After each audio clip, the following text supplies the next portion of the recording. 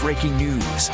Terrible news to share just days before Christmas. A 72-year-old woman was killed in a crash this morning in southwest Omaha, right near the Douglas-Sarpy County line.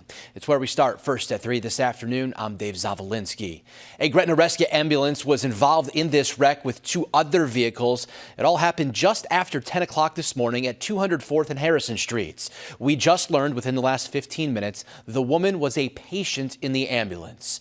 3 other people were also injured in this crash. We're told the ambulance had lights and sirens on as it was en route to the hospital at the time of the wreck.